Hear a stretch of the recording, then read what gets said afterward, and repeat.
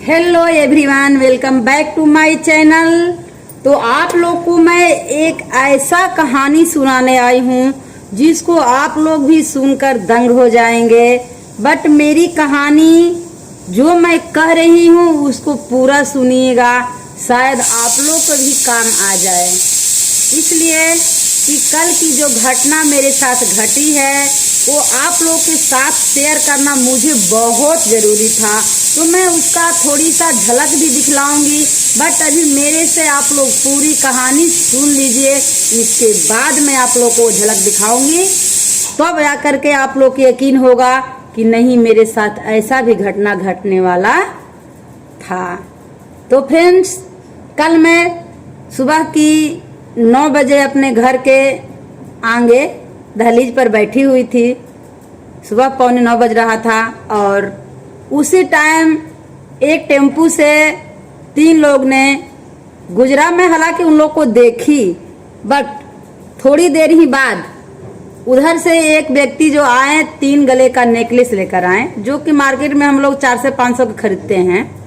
तो वो बोले, सिस्टर आपका ग्रोसरी का दुकान है? हम कहे हाँ मेरा तो है, तो खुला था मेरा दुकान। बोले हाँ है, तो आप इसी में इसको रख करके बेच सकती हैं आसानी से। ये जो सामान है आपको 40 की पड़ेगी, एक एक पीस 40 की पड़ेगी। हम कहे इतना सस्ता? कहा हाँ, मेरे पास 3 थैले सामान है, वो आपको छोटी बड़ी हर सामान आपको 40 रुपए की पड़ेगी। तो आप उस सामान से एक छोटा सा दुकान खोल सकती हैं श्रृंगार का। हम कहे हाँ ऐसी बात है? हम कहे हाँ, तो दिखाइए जरा, लाइए। तो ला करके वो दिखाने लगे।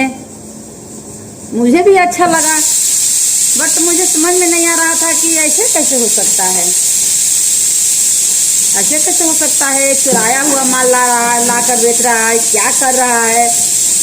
हमको फ्रेंड्स 3 से 3.5 घंटा मुझे फंसाया रहा। हालांकि मैं व्रत 9 दिन के रह रही हूँ और अभी मैं नहाने जाने वाली थी। जस्ट उन लोग का एंट्री हुआ और मैं फंस गई उन लोग को जाल में फंस गई। मुझे कुछ समझ में नहीं आ रहा था कि मैं क्या करूँ। मेरे बच्चे लोग कह रहे मम्मी बहुत फायदा है, आप ले लो और इसी दुकान में सजा करके आप बेच सकती हो। अगर इसका 100-200 पीस भी बेच लेंगी ना मम्मा, तो इतना पैसा आपको मिल जाएगा प्रॉफिट। मुझे भी अच्छा लगने लगा, मैं भी फंसती जा रही हूँ। मुझे समझ में नहीं आ रहा क्या करूँ। बट मुझे एक मतलब दिमाग में एक काम आया कि मैं बिना अपने हस्बैंड जी से पूछे और उनके दोस्त से पूछे तो मैं ये कार्य कर नहीं सकती हूँ। तो मैं दोनों लोग को कॉल की कि एक ऐसा बात है, आप लोग ज़रा सुनिए और मैं आइए घर पर। तो उनके मेरे हस्बैंड जी के दोस्त तो नहीं आए, वो इनको छोड़कर घर चले गए। बट मेरे हस्बैंड जी आए और उनको भी मतलब वो समझाने लगा। और एक दुकानदार है जो कि पहले से ही श्रृंगार के दुकान खोले हुए हैं, 7 साल से दुकान खोले हुए हैं। मैं उनको भी कॉल की आकर के आप देख लीजिए कि सामान जो है अच्छा है, मतलब खराब नहीं है ना, बिक जाएगा ना मार्केट में या मेरे दुकान पर। तो बोले हाँ भाभी बिक जाएगा, आप आराम से ले लीजिए। वो बोला कि मेरे पास 1000 पीस के करीब होगा, पीस पर गिनती करके मैं एक एक पीस का 40 रुपये लगाऊंगी, छोटा बड़ा आइटम जो भी हो। मुझे अच्छा लगा, कहे ठीक है। एक बोरा मांगा, बड़ा सा हम लोग बोरा दिए उसको, उस पर गिनती करने के लिए। आप देखिए आगे की इंटरेस्टेड कहानी, और भी इंटरेस्टेड कहानी सुनिए। तो फ्रेंड्स, जब वो गिनती करने लगा तो कान की जो टप्स होती है, ऐसी ऐसी बाली होती है, छोटे छोटे पैकेट में 12-12 रहता है और एक डिब्बे में 12 पैकेट रहता है। वैसे कई पैकेट उसके पास था।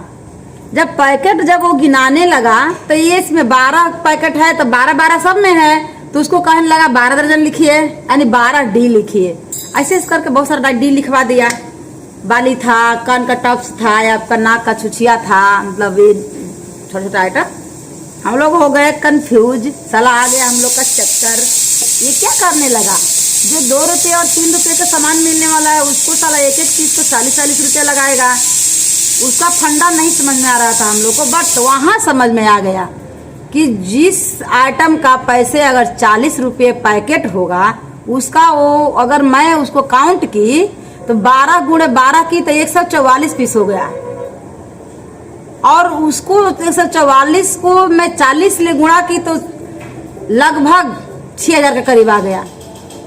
अब सोचिए जरा कि जो 50 रुपये का सामान है उसका 6,000 ले लेता। फंडा कितना बड़ा बनाया है वो लोगों ने, ठगा है, ठगा। इसी तरह से लोग ठगने वाले घर घर गांव गांव घूमने जा रहे हैं और हमारे तरह महिलाओं के पास ही आते हैं। और मैं जिस दुकानदार को मैं कॉल कर रही थी ना आने के लिए, देखने के लिए, वो पूछ रहा है कि कितने दिन का दुकान है, पुराना है या नया है। पुराने वाले के पास तो जाएगा नहीं, नए को ही चूना लगाएगा, इसलिए मेरे से पूछ रहा था। तो मैं तो समझ पा नहीं रही थी। बट जब सामान की गिनती होने लगी उस समय मुझे उसका फंडा समझ में आया, मुझे, मेरे बेटे लोग को भी और मेरे हस्बैंड जी को भी। हम लोग कहें जल्दी से यहाँ से भरो और निकल जाओ, वरना तुम्हारा खैर नहीं। तो हम लोग चले आए अंदर, अपना सामान भर रहा था और अपने में कामापूची कर रहा है कि आजकल के लोग बहुत समझदार हो गए हैं। तो सोचिए फ्रेंड्स, ऐसे लोगों से आप लोग भी बच के रहिए।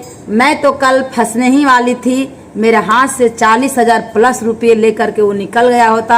मुझे इतना लालच दे रहा था, इतना लालच, इतना मुझे माइंड वॉश कर दिया था 3 घंटे से ज़्यादा कि पूछिए। मैं न कल नहा पाई न पूजा कर पाई। मेरी माता रानी की कृपा था मेरे ऊपर कि मेरा कल्याण हुआ और मेरी माँ जो है, मेरी माता रानी जो है, मुझे उसे वैसे ठगों से बचा ली, नहीं तो कल तो मैं फंसने ही वाली थी फ्रेंड्स। तो लाख लाख शुक्रिया आप सभी का और मेरे माता रानी का मुझ पर कृपा रहा कि मैं नहीं फंसी। और मैं ये बातें आप लोग को शेयर इसलिए कर रही हूँ कि ऐसे लोगों से आप लोग भी बचिए, जागरूक होइए। आपका पैसे का बहुत महत्व है। वैसे ठगे लोग आएंगे और ठग कर लेकर चले जाएंगे। तो फ्रेंड्स, वो झलक कभी आप लोग देखिए वीडियो में, मैं भी दिखाती हूँ आप लोग को, तब आप लोग को यकीन होगा कल की रियल चीज़ है, रियल चीज़। तो चलिए वीडियो देखिए आप लोग भी। 450 रुपये की बिक्री। अब बिक्री करना तुम्हारे ऊपर बैल।